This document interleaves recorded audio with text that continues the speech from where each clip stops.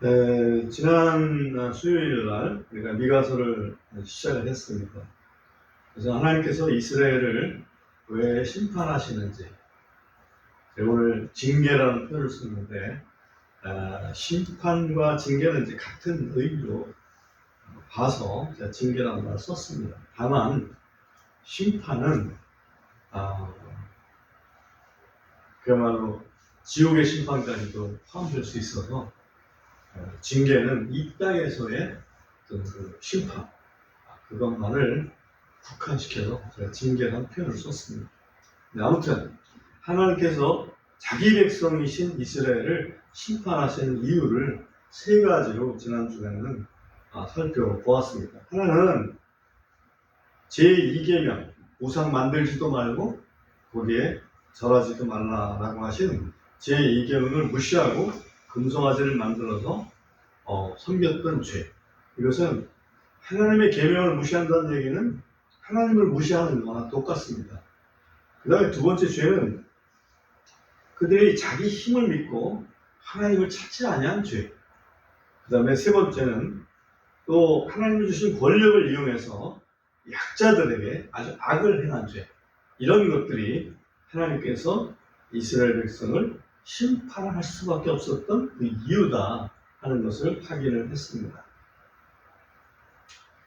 잠언 말씀에 보면은 여호와께서는 그 사랑하시는 자를 징계하신다 이렇게 말씀하고 있습니다. 마치 사랑하는 아들을 징계하는 아비처럼 그렇게 징계하신다라고 말씀하고 계십니다.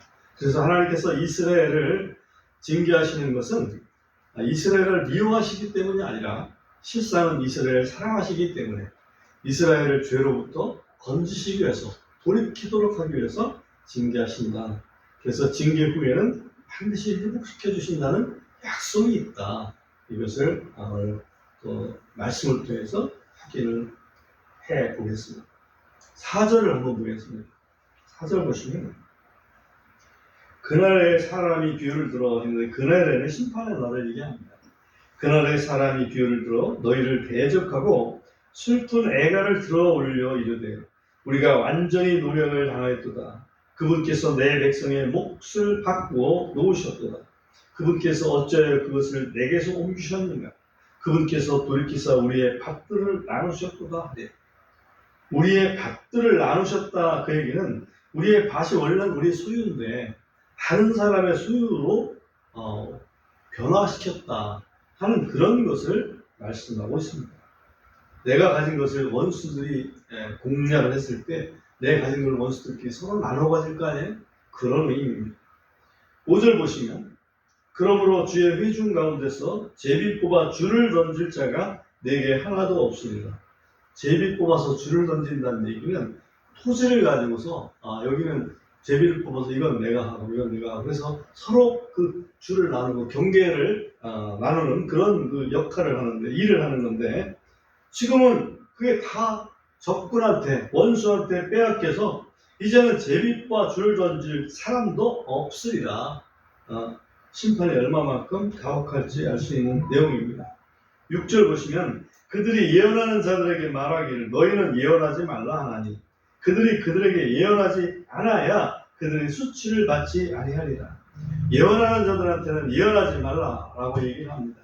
아주 예언하는 사람들을 못된 사람으로 이렇게 사람들이 공격을 합니다. 사도행전에서도 보면 사도들이 그리스도의 부활을 증거할 때에 거기에 못마땅하게 생각하는 사람들이 있었습니다. 그 당시에 소위 산헤드린, 그죠? 산헤드린. 그래서 제사장을 중심으로 한 사람들, 서기관들, 또 바리새인의 장로들 이런 사람들을 중심으로 해서 사도들이 예수님에 대해서 전하지 못하게 이렇게 얘기합니다. 예언하지 말라 하는 거나 마찬가지입니다. 그렇다고 여호와께서 예언하라 하시는데 침묵할 수는 없는 것이죠. 그래서 아무리 미가 예언자에게 예언하지 말라고 하더라도 미가 예언자는 예언할 수밖에 없다 하는 그런 것이 여기에 들어있다. 그 다음에 7절 봅니다. 오, 너 야곱의 집이라 불리는 자요. 야곱의 집이라는 것은 야곱의 어떤 그 후손, 야곱에 속한 사람들, 그걸 얘기하죠. 야곱의 집이라 불리는 자요. 주의 영이 제한을 받느냐? 이것들이 그가 행한 것들이냐? 내 말들이 곧바르게 걷는 자에게 선을 베풀지 아니하느냐? 다시 말하면 심판받고 있는데 그게 하나님이 잘못해서 그런 거니? 그렇게 따져 물으시는 겁니다. 하나님이 잘못한 게 아니고 너희가 잘못해서 지금 하나님께서 심판을 내리시는 거다. 너희가 잘했으면, 여기 보면 내 말이 곧바르게 걷는 자에게, 다시 말하면 정직한 자에게, 하나님 앞에 바르게 행하는 자들에게는 선을 베푸시는 하나님입니다. 그죠? 지들이 잘못해놓고서 왜 우리한테 이렇게 잘못되게 하시느냐고 이렇게 원망하는 소리가 여기 들립니다. 8절, 심지어 최근에도 내 백성이 원수처럼 일어났으니 너희가 전쟁을 싫어하고 안전하게 지나가는 자들에게서 의복과 예복을 얻기는구나. 전쟁을 싫어하고 안전하게 지나가는 평민들을, 그죠? 향해서 그들의 가지고 있는 의복, 옷가지를 다 강탈하는 그런 나쁜 일을 너희가 했다. 마치 원수나 할 수 있는 그런 일들을 너희가 했다. 9절, 너희가 내 백성의 여인들을 그들의 즐거운 집에서 쫓아냈으며 그들의 자녀들에게서 내 영광을 영원히 빼앗아 갔도다. 다시 말하면 여인들이 그 집을 소유해야 될 거 아니에요? 집에서 쫓겨나고 자녀들이 내 영광, 이것은 내 영광은 하나님의 영광은 이스라엘의 토지, 하나님께서 영원히 상속해 주실 거라고 하는 그 땅을 여기서 의미합니다. 그것을 영원히 빼앗아갔도다. 그죠? 그러니까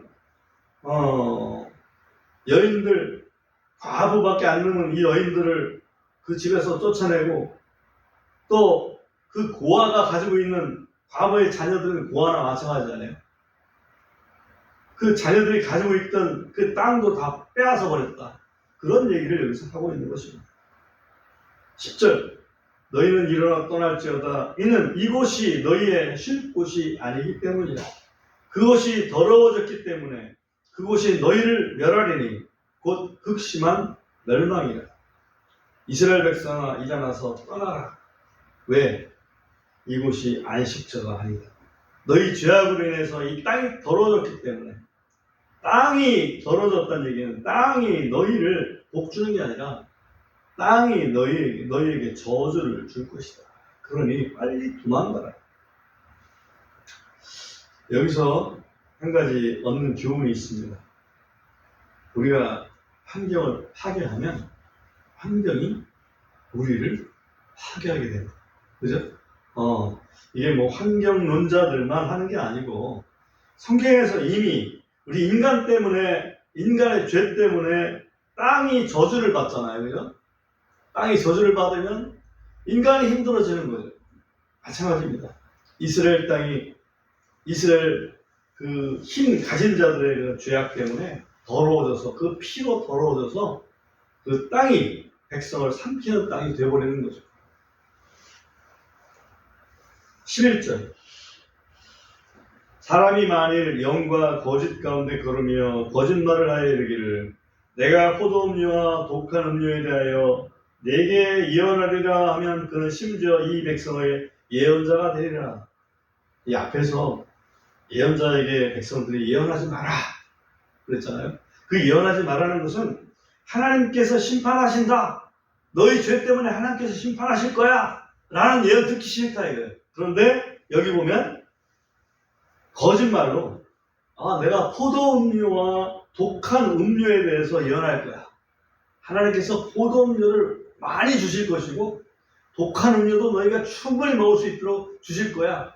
이렇게 하면은 예언자로서 대우를 받을 거라. 그 얘기야. 아주 좀 약간 뭐랄까요? 좀 비꼬는 듯한, 그죠? 그런 뉘앙스가 있는 말씀이라고 볼 수 있습니다. 이 대목에서 우리는 예레미야 23장 28절에 있는 말씀을 생각나게 합니다.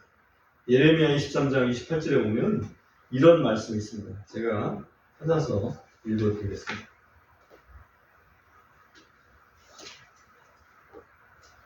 꿈을 꾼 예언자는 꿈을 말하게 하라.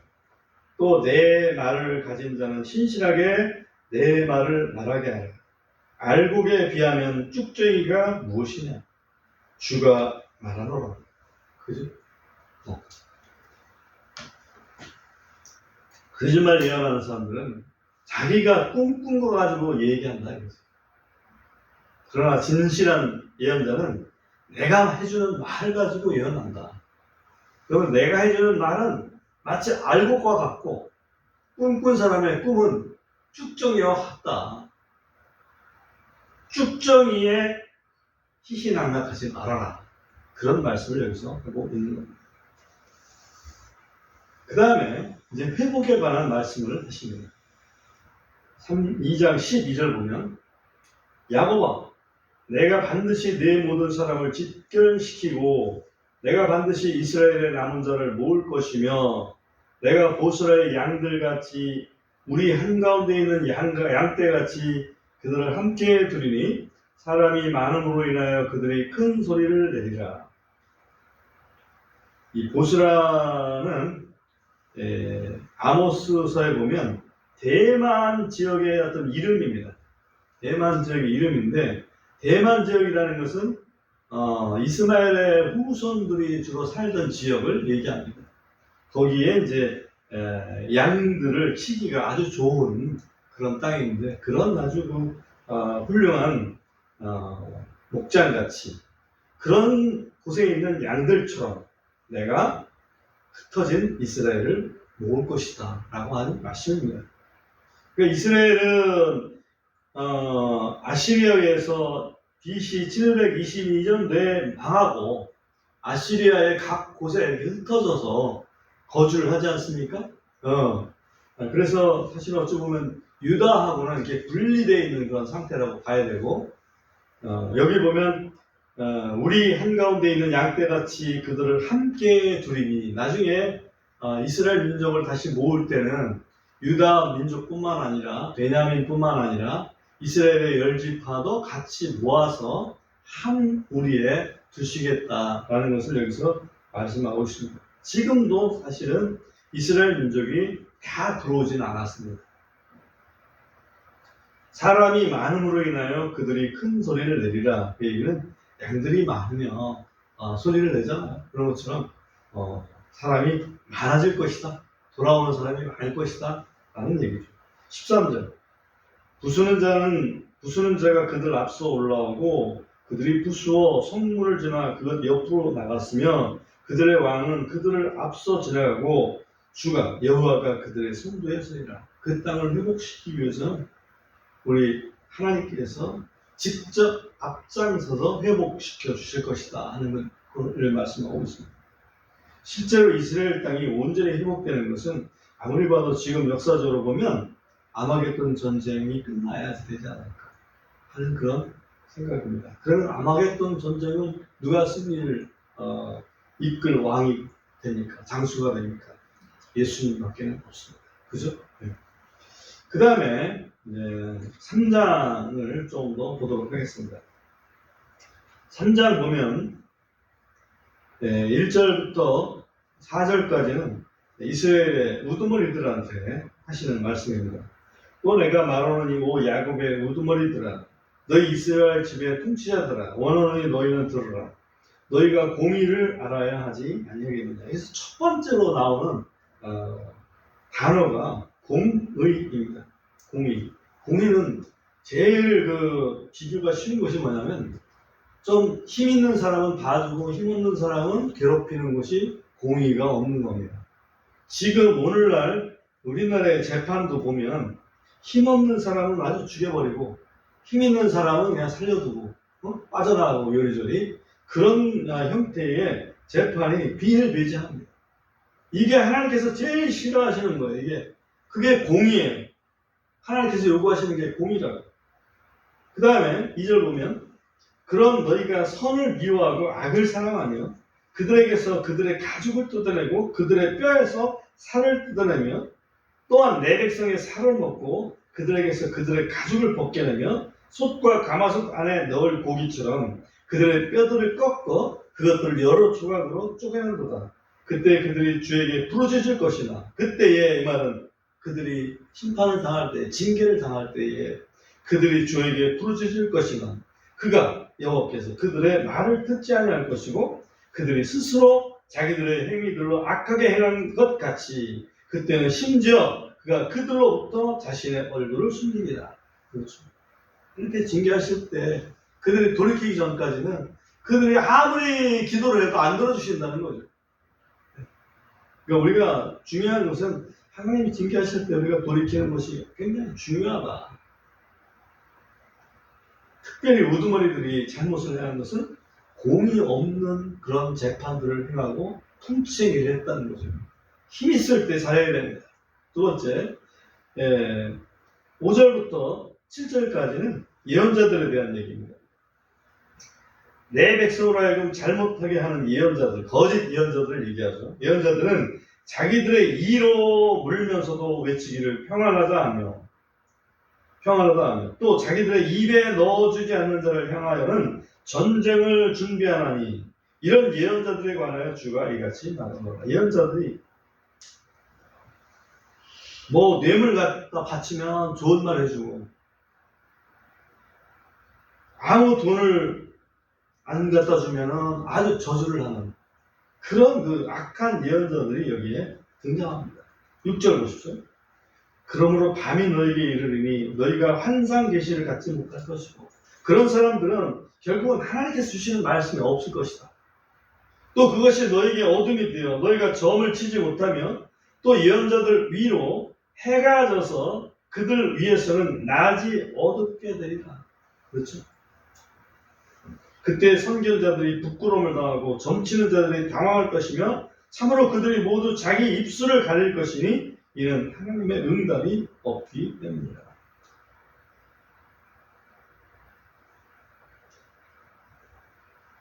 우리가 기도하는데 기도의 응답이 없을 때 객관적으로 보면 부끄러운 일입니다. 그죠? 부끄러운 일. 이게 왜 응답이 없냐라고 말씀하면 하나님의 응답이 없다. 왜? 자기의 어떤 그 이기심 때문에 예언도 좋은 말 했다가 나쁜 말 했다가 한다 했지. 그러면 안 된다. 그 다음에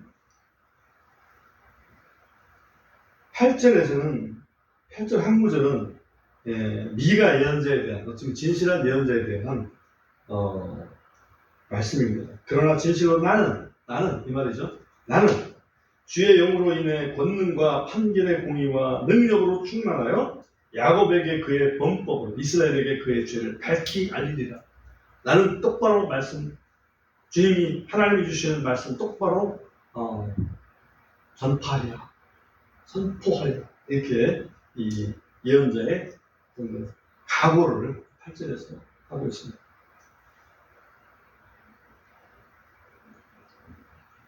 9절부터 12절까지는 그걸 요약을 했습니다. 하나님께서 요약을 했습니다. 9절 보면 너희 야곱의 집 우두머리들과 이스라엘 집 통치자들 곧 판결의 공의를 싫어하고 모든 공평을 굽게 하는 자들아 원하노니 너희는 이 말을 들어. 그들의 시온을 피로 예루살렘을 불법으로 건축하는도다. 그것에 우두머리 된 자들은 대가를 바라고 재판하고 그것에 제사장들은 삭슬을 바라고 가르치며 그것에 예언자들은 그것에 돈을 바라고 점을 치는도다. 그죠? 여기 보면 세 가지 부류의 사람이 나오는데 하나는 우두머리 된 자들, 왕을 얘기하죠. 그 다음에 제사장들, 종교 지도자들이죠. 예언자들. 이 세 가지 부류가 나오는데 다 똑같이 대가, 삭, 돈, 다 똑같이 돈이라는 얘기죠. 돈이 세상에 있는 어떤 그 물적인 어떤 부를 자기들의 최고의 가치로 생각했던 거죠. 오늘날 이런 현상이 없습니까? 이런 현상이 대세죠? 그러니까 우리가 이런 부를 최고의 가치로 추구한다면 이때 심판받은 하나님께 크게 혼난 이런 사람들과 다를 게 하나도 없는 거예요. 그러므로 우리는 가치관을 분명히 가져야 됩니다. 우리는 돈을 가치를 높게 벗어나야 됩니다. 돈을 주시는 하나님을 높게 봐야죠. 그죠? 그럼에도 그들이 주를 의지하여 말하기를 주께서 우리 중에 계시지 아니하냐 어떤 재앙도 우리에게 임하지 못하리라 하노라. 이렇게 잘못해놓고서 주님이 우리와 함께 가죠. 그러니까 우리한테는 문제 없을 거야. 우리는 평안할 거야. 원수가 와도 주님이 막아줄 거야. 말은 믿음 있는 것처럼 말을 하죠. 근데 하나님은 그 말을 들으시는 게 아니라 그들의 중심을 보신다 이거죠.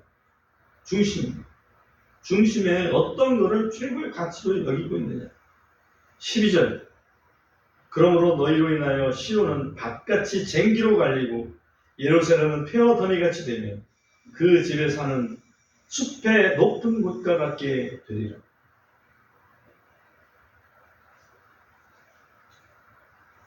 예레미야 26장에 보면 이거를 그대로 인용을 하고 있습니다. 그러니까 미가 예언자는 이사야 예언자 시대에 아직 남왕국 유다는 멸망되기 전에 살았던 예언자입니다. 그죠? 근데 멸망될 때 예레미야는 이 말씀을 그대로 또 인용을 합니다. 하나님께서 징계를 늦출 수 없는 또 심판을 미룰 수 없는 그걸 그냥 없는 걸로 칠게 면하게 할게 그러실 수 없는 이유가 이런 악들이 계속 있기 때문에 하나님 징계하셔야 합니다. 이 땅에서 징계하셔야 돼요. 안 그러면 지옥 보내야 되는데 그죠? 그렇지만 그런 징계 후에도 하나님은 다시 모으실 계획을 갖고 계신다. 회복시키신다. 왜? 우리 암송선고에도 우리가 있지만은 하나님께서 부르신 것 하나님의 부르심은 후회하심이 없다. 그러니까 하나님이 이스라엘 백성 아브라함을 부르시고 또 그에게 복을 주시고 약속을 하셨잖아요. 그래서 하나님께서 그 아브라함의 하신 약속을 꼭 지키신다고. 우리는 영적으로 그리스도 안에서 아브라함의 자손이 됐습니다. 우리가 하나님의 복을 받게 되는 거죠. 그죠? 우리 이런 하나님의 그 사랑, 그 사랑의 그 채찍, 그 징계를 소홀히 생각하지 말고 정말 우리 삶에 꼭 적용하는 그런 그 믿음이 필요하겠습니다.